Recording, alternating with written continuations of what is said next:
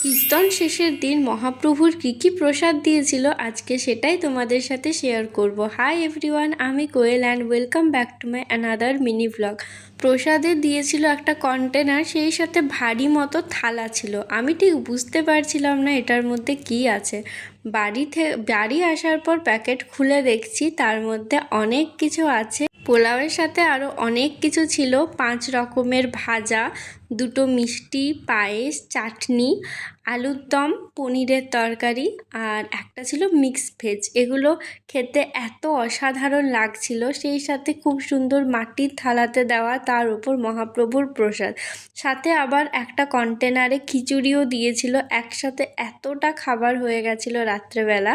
খিচুড়িটা তো পুরোটা শেষ করতে পারিনি, পরের দিন রেখে খেয়েছিলাম।